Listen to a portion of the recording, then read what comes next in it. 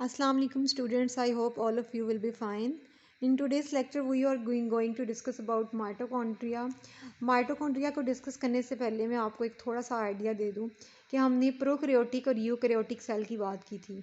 तो मैंने आपको ये बताया था कि कोई भी ऐसी ऑर्गेनेली जिसके बाहर मेम्ब्रेन हो या सिंगल मेम्ब्रेन हो या डबल मेम्ब्रेन हो तो वो प्रोकैरियोटिक सेल में नहीं होती। इसी तरह से ये जो माइटोकॉन्ड्रिया है ये एक मेम्ब्रेन बाउंडेड ऑर्गेनेली है, इस वजह से ये यूकैरियोटिक सेल के अंदर नहीं होगी। माइटोकॉन्ड्रिया सेल की एक बहुत इंपॉर्टेंट ऑर्गेनेली है क्योंकि सेल के अंदर जितनी भी एनर्जी की प्रोडक्शन होनी होती है वो माइटोकॉन्ड्रिया के थ्रू होती है। यानी सेल को अपने रिप्रोड्यूस करने के लिए, ग्रो करने के लिए, अपने डिफरेंट फंक्शन परफॉर्म करने के लिए सेल के अंदर जितनी भी मूवमेंट्स होती हैं, मटेरियल एक जगह से दूसरी जगह जाता है, वाटर की सप्लाई होती है, इन सब कामों के लिए सेल को चाहिए होती है एनर्जी। और वो एनर्जी कौन प्रोवाइड करता है? माइटोकॉन्ड्रिया। इसलिए हम इसको पावर हाउस ऑफ सेल भी कहते हैं। अगर हम इसकी अपीयरेंस की बात करें कि ये देखने में कैसी नज़र आती है, तो माइटोकॉन्ड्रिया को अगर आप एक कंपाउंड माइक्रोस्कोप के थ्रू देखो तो ये आपको वेसिकल्स की फॉर्म में, वेसिकल्स क्या होता है? कोई भी राउंड या बाउंड मेम्ब्रेन बाउंड ऑर्गेनेली, छोटी छोटी थैली लाइक स्ट्रक्चर, थैली नुमा साख्तें, इनको आप वेसिकल्स बोल सकते हो। या ये रॉड्स की तरह, यानी जैसे लंबे रॉड होते हैं उस तरीके से नज़र आती हैं, या फिलामेंट्स की तरह। फिलामेंट्स जैसे आप अपनी ह्यूमन हेयर की बात कर लो तो इंसानी बाल जैसे होता है, तो इस तरह धागा नुमा स्ट्रक्चर को हम फिलामेंट बोलते हैं। और अगर हम इसको इलेक्ट्रॉन माइक्रोस्कोप के अंदर देखें, इलेक्ट्रॉन माइक्रोस्कोप कंपाउंड माइक्रोस्कोप की निस्बत ज़्यादा अच्छा आपको रिजल्ट देती है। आप चीज़ों को ज़्यादा अच्छी क्लियर तरीके से देख सकते हो कंपाउंड माइक्रोस्कोप के कंपैरिजन में। अगर आप इलेक्ट्रॉन माइक्रोस्कोप के थ्रू माइटोकॉन्ड्रिया को देखोगे तो माइटोकॉन्ड्रिया को जो आपको मेजर स्ट्रक्चर नज़र आएंगे माइटोकॉन्ड्रिया में, वो इसकी एक आउटर मेम्ब्रेन है और इसकी एक इनर मेम्ब्रेन है। अब जो इसकी आउटर मेम्ब्रेन होती है उसका मैं आपको एक थोड़ा सा आइडिया देती हूँ कि ये देखिए, ये माइटोकॉन्ड्रिया का वो स्ट्रक्चर है जिसको अब जब आप इलेक्ट्रॉन माइक्रोस्कोप के थ्रू देखोगे तो आपको नज़र आएगा। इसकी एक आउटर मेम्ब्रेन आपको नज़र आ रही है जो बिल्कुल स्मूथ है, यानी बिल्कुल साफ़ है, सीधी है। फिर इसकी एक इनर मेम्ब्रेन होती है जो फोल्ड हुई होती है, ठीक है। और इन फोल्डिंग को, यानी आउटर मेम्ब्रेन इसकी स्मूथ है, इनर मेम्ब्रेन ने फोल्डिंग की हुई है, और इस फोल्डिंग को हम कहते हैं क्रिस्टी, ठीक है। इस फोल्डिंग को हम बोलते हैं क्रिस्टी। और आउटर और inner membrane, this is your outer membrane, this is your inner membrane, इसके बीच में जो खाली जगह है इसको हम बोलते हैं इंटर मेम्ब्रेन स्पेस। अब यहाँ पे अगर देखो तो इनर मेम्ब्रेन जैसे जब ये फोल्ड होती है इस तरीके से, तो इसकी फोल्डिंग को हम बोलते हैं क्रिस्टी। और इसमें कुछ जब ये फोल्ड ही होती है तो इस तरह नोब लाइक स्ट्रक्चर होते हैं जिनको हम बोलते हैं F1 पार्टिकल।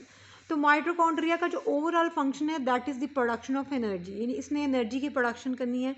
अब माइटोकॉन्ड्रिया के बारे में एक इंटरेस्टिंग चीज़ ये है कि अगर हम दूसरी ऑर्गेनेलीज की बात करें, वो सारी ऑर्गेनेलीज सेल के ऊपर डिपेंड करती हैं अपनी रिप्रोडक्शन के लिए।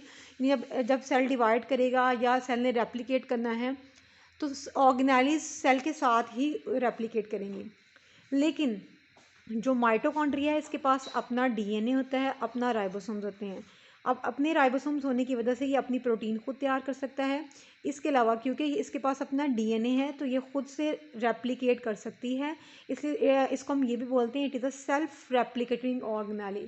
सेल्फ रेप्लिकेटिंग यानी इसको सेल से कोई इंटरेस्ट नहीं है सेल रेप्लिकेट कर रहा है या नहीं, यानी सेल 1 से 2 में तकसीम हो रहा है या नहीं, सेल की बाकी ऑर्गेनेलीज डबल हो रही हैं या नहीं, इसको इस चीज़ से कोई भी लिंक नहीं है। ये खुद अपनी बेस पे इंडिपेंडेंट जो है वो अपनी डबलिंग या रेप्लिकेशन कर सकता है क्योंकि इसके पास अपना डीएनए है। स्ट्रक्चर मैंने आपको इसका बता दें कि आउटर मेम्ब्रेन होती है जो स्मूथ होती है, इनर मेम्ब्रेन होती है जो फोल्डिंग बनाती है जिसको हम कहते हैं क्रिस्टी, और इसकी फोल्डिंग में स्मॉल स्ट्रक्चर होते हैं नोब लाइक जिसको हम बोलते हैं। इनर सरफेस जो होती है माइटोकॉन्ड्रियल मैट्रिक्स की वो स्मॉल नोब लाइक स्ट्रक्चर बनाती है जिसको हम बोलते हैं F1 पार्टिकल्स। और ये F1 पार्टिकल्स बहुत सारे केमिकल रिएक्शन जो माइटोकॉन्ड्रिया के अंदर हो रहे होते हैं उनके अंदर इन्वॉल्व होता है। अच्छा, माइटोकॉन्ड्रियल मैट्रिक्स जो है वो क्या चीज़ है कि हमने जब इसकी आउटर और इनर मेम्ब्रेन को देखा, यहाँ पे मैंने आपको शो कराया था आउटर और इनर मेम्ब्रेन के बीच में जो ये स्पेस है, खाली जगह, इसको हम बोलते हैं मैट्रिक्स। और इसके अंदर ही माइटोकॉन्ड्रिया के सारे केमिकल रिएक्शंस होंगे। वो केमिकल रिएक्शंस क्या होते हैं, क्योंकि इसका जो बेसिक पर्पस है वो है एनर्जी की प्रोडक्शन। तो एनर्जी की प्रोडक्शन के लिए इसके अंदर डिफरेंट रिएक्शन हो रहे होते हैं, जैसे कि ग्लाइकोलिसिस जिसको अब डिटेल में आगे 11 चैप्टर आएगा, उसमें आप इसको देखोगे कि किस तरीके से ग्लूकोज को तोड़ के उसमें से एटीपी निकाला था। एटीपी के बारे में आप सबने सुना होगा, एडिनोसिन ट्राइफॉस्फेट। तो जो एडिनोसिन ट्राइफॉस्फेट है वो हमारे एनर्जी के पैकेट्स हैं जो इंस्टेंट, यानी जब हमें एनर्जी चाहिए होती है उसी टाइम वो टूटते हैं और एनर्जी प्रोवाइड करते हैं।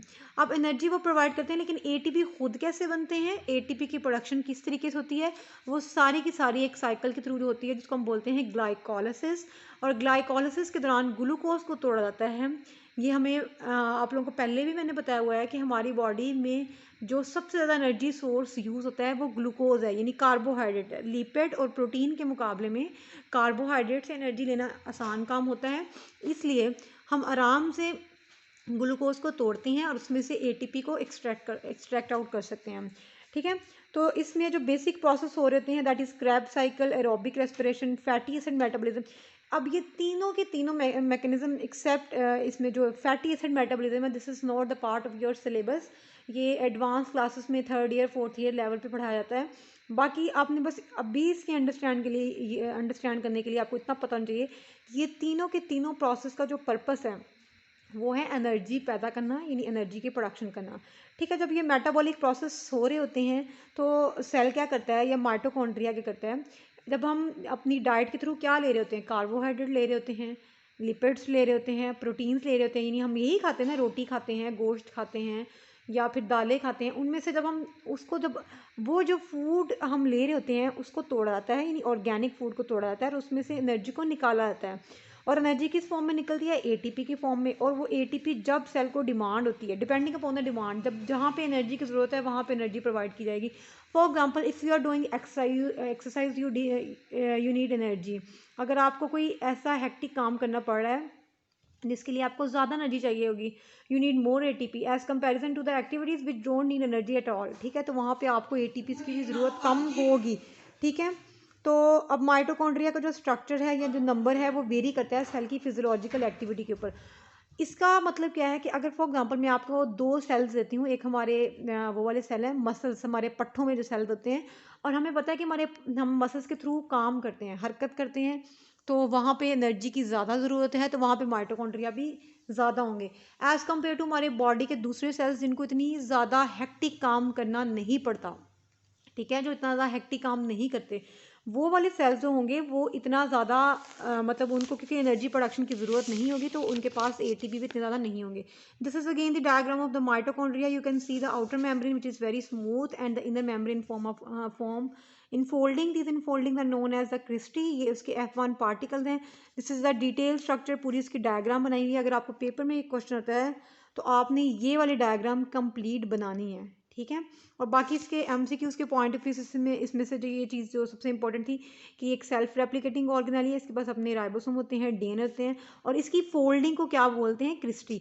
इससे पहले आपने एंडोप्लाज्मिक रेटिकुलम में भी वो एक चीज़ देखी होगी, उसको हम बोलते थे cisternae. This is different from cisternae, this is cristae. ठीक है, तो ये क्रिस्टी जो है ना, ये आपको ये भी एमसीक्यूज़ के पॉइंट ऑफ व्यू से पता होना चाहिए। ठीक है, तो माइटोकॉन्ड्रिया क्या करता है कि फूड के डिफरेंट कंपोनेंट में से एनर्जी को एक्सट्रैक्ट करता है इन the form of the ATP, और फिर इस एनर्जी को वो यूज़ करता है डिफरेंट सेलुलर एक्टिविटीज़ के लिए। सेलुलर एक्टिविटीज़ मैंने बता दी हैं, सेल को अगर ग्रो करना है साइज़ में, कोई हिस्सा सेल का डैमेज हुआ है उसको रिपेयर करना है, कोई फूड के पार्टिकल को अंदर लेके आना है, कोई वाटर को ट्रांसपोर्ट करना है, these all are the activities which require energy in the form of the ATP. So the production of the ATP is the major function of the mitochondria, that's why it is known as the power house of the cell. तो आपने इसमें से जब भी आप क्योंकि ये जो चैप्टर आपका है इसमें से लॉन्ग क्वेश्चन आता है, तो माइटोकॉन्ड्रिया अगर आपको आएगा तो आपने इसको लॉन्ग के पॉइंट ऑफ व्यू से ही प्रिपेयर करना है अच्छे से, यानी इसका स्ट्रक्चर, अपीयरेंस, फिर इसके फंक्शन की हेडिंग देख के, और देन इसकी डायग्राम के बगैर इसके नंबर पूरे नहीं मिलेंगे। ठीक है।